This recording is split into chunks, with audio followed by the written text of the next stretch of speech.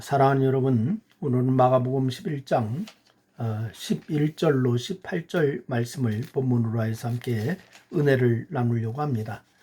제가 11장 11절로부터 18절 말씀까지 읽어드리도록 하겠습니다.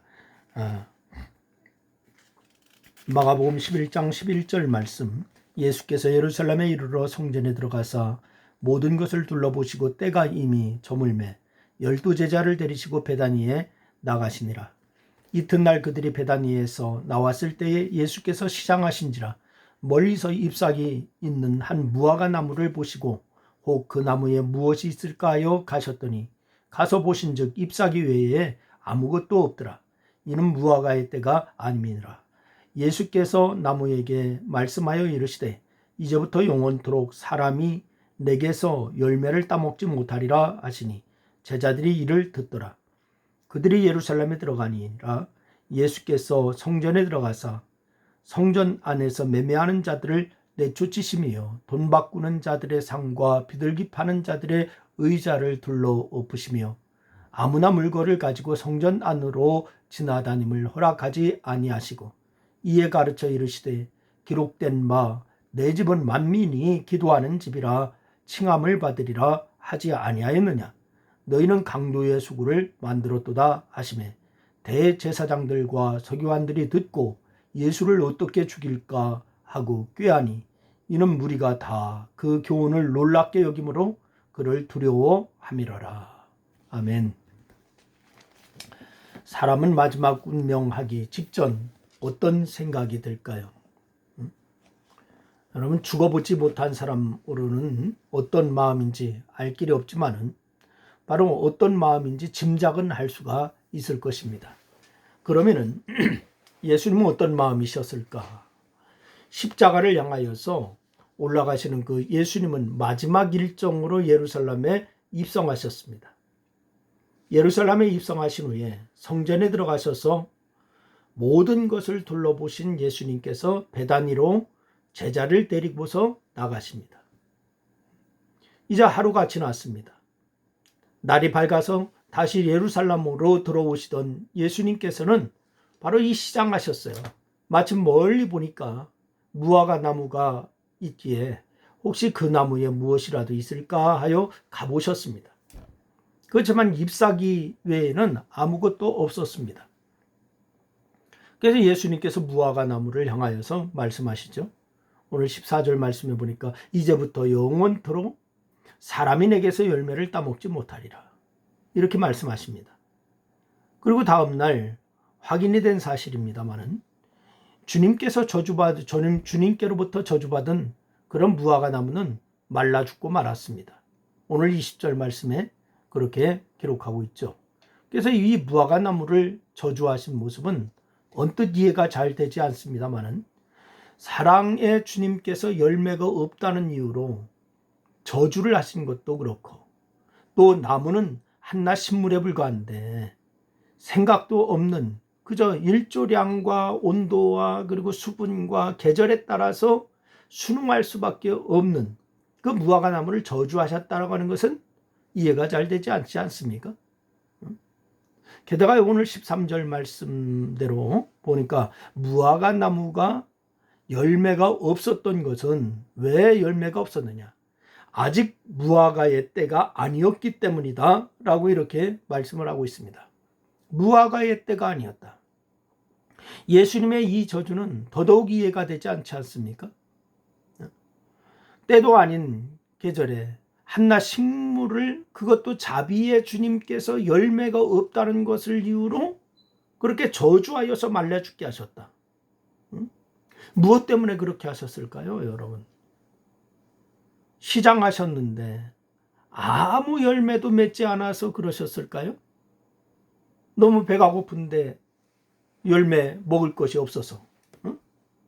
여러분, 평범한 사람이라면 그럴 수도 있겠다라고 생각하겠지만은 바로 이 주인공이 누구십니까? 예수님이신데 그럴 리는 없을 것입니다. 왜 그러셨을까요? 여기서의 무화과 나무는 누구를 상징하느냐? 사람을 상징하는 겁니다. 1차적으로 유대교와 예루살렘 성전을 더 들어가 보면 예수님을 신앙하는 모든 사람을 의미한다, 이렇게 얘기할 수가 있습니다. 따라서 무화과를 저주하신 것은 나무를 저주하신 것이 아니라 주님께서 열매를 구했으나 기대하신 열매를 맺지 못한 사람들을 향한 심판이다, 이렇게 생각해야 합니다. 여러분, 주님이 원하실 때는 열매가 있어야 합니다. 여러분과 저에게 주님이 원하시는 때다, 그럼 반드시 열매가 있어야 돼요. 주님 앞에 그렇게 선 무화과 나무, 주님의 것이요 주님의 무화과 나무는 자연의 계절을 따라서 열매를 맺어야 하는 것이 아니라 주님이 오실 때 맞추어서 열매를 맺어야 합니다. 여기에는 이유가 없습니다. 주님, 이유가 이런 이유가 있잖아요. 이유가 있을 수가 없어요. 우리는 주님의 무화과 나무입니다. 여러분과 제가 주님의 무화과 나무예요. 따라서 오늘 이 본문 말씀은 주님의 무화과 나무인 우리가 세상을 따라 때를 맞추고 나의 절기를 따라서 열매를 맺어서는 안 된다라고 하는 그런 교훈이에요. 내 하고 싶은 대로, 내 때에, 나의 형편에 따라서, 나의 조건에 따라서 그렇게 한다, 이거 안 된다는 거예요. 그러니 원하시는 열매가 무엇이든지 오직 주님의 시간에 맞추어서 꽃을 피우고 열매를 맺어서 준비하다가 주님 원하실 때 내어놓을 수 있어야 한다. 때가 아니라도 주님께서 원하시는 시간에 열매를 맺어 드려야 됩니다. 있어야 합니다. 그때가 언제일까요? 그때는 주님께서 정하십니다. 내 때가 아닙니다. 내 생각에는 지금은 아니겠지라고 생각할 때도 있고, 지금은 아니었으면 하는 바람도 있겠지만은 그때는 사실 지금입니다. 주님이 원하시는 때, 그래서 주님께서 열매를 원하시는 때는 항상 지금이라고 하는 사실을 잊지 마시기를 바랍니다. 그러니 그때를 나중으로 생각하거나 미뤄서는 안 된다라고 하는 그러한 사실입니다. 여러분, 예수님께서는 한 부자를 예로 그렇게 드렸습니다. 한 부자가 많은 재산을 가지고서 이렇게 얘기합니다. 내가 내 영혼에게 이르되, 영혼아, 여러 해 쓸 물건을 많이 쌓아두었으니까 평안히 먹고 마시고 즐거워하자, 이렇게 얘기합니다. 그저 하나님께서는 그 부자에게 뭐라고 말씀하셨죠? 어리석은 자여, 오늘 밤에 내 영혼을 도로 찾으리니 그러면 내 준비한 것이 누구의 것이 되겠느냐? 이게 누가복음 12장 19절 말씀 아닙니까? 여러분, 주님의 때는 주님께서 정하십니다. 그러니 항상 근신하여 깨어 있어야 된다고 하는 사실을 잊지 마시기를 바랍니다. 예수님은 무화과 나무를 저주하신 뒤에 곧바로 예루살렘으로 들어가셨어요. 성전으로 들어가셔서 성전 안에서 매매하는 자들을 내어 쫓으시면서 돈 바꾸는 자들의 상과 비둘기 파는 자들의 의자를 둘러엎으시면서 예수님께서 하신 말씀이 있습니다. 오늘 17절 말씀에 보니까 기록된 바 내 집은 만민이 기도하는 집이라 칭함을 받으리라 하지 아니하였느냐? 너희는 강도의 소굴을 만들었도다, 이렇게 말씀하셨어요. 예수님의 이 노하신 목소리를 오는 우리가 들어야 됩니다. 여러분과 제가 들어야 됩니다. 그리고 돌이켜서 우리가 있어야 할 자리로 돌아가야 됩니다. 주님이 원하시는 자리가 아니라면은 주님이 원하시는 자리로 우리가 돌아가야 됩니다. 기도의 자리로 돌아가라, 이 말입니다. 여러분, 우리가 정말 이 고난주간 지나면서 정말 이 세계의 정세, 코로나 바이러스나 이런 모든 정세를 볼 때에 정말 기도하지 않으면 안 돼요. 여러분, 온종일 주님의 고난을 생각하면서 기도하는 마음으로 이 한 주간은 보내야 됩니다.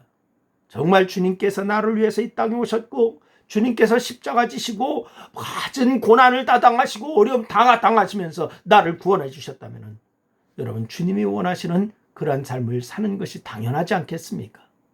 오늘 이 저녁에도 여러분의 있는 처지에서, 여러분의 있는 자리에서 하나님 앞에 기도하는 가운데 주의 음성 들으시고 주님의 뜻을 성취하시고 주님이 원하시는 것이 무엇인가를 옳게 분별하여 순종하는 역사가 있기를 주의 이름으로 축원합니다.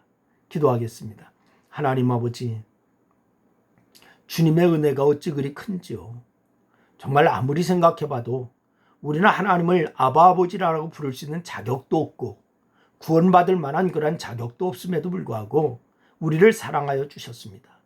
그럼에도 불구하고 우리는 주님의 은혜에 감격하지 못하고 주님이 원하시는 대로 살지 않고 내 뜻을 앞장세우고 내 주장을 앞장세우고 내 환경을 앞장세우고 아버지 하나님 이러한 저러한 핑계를 많이 대었습니다. 아버지 하나님, 이 시간에 우리를 용서하여 주시고 이제부터 우리가 있어야 할 자리에 있는 자가 되게 도와주시기를 원합니다. 무화과 나무가 저주받아서 말라 죽음처럼 그렇게 비참한 자가 되지 않게 하시고 우리가 있어야 할 자리, 주님이 요구하실 때에 언제든지 아멘하며 주님 앞에 순복하는 저희들 되게 도와주옵소서. 이 저녁도 주님께서 함께 하심을 감사하며 예수님의 이름으로 기도드리옵나이다. 아멘. 아멘.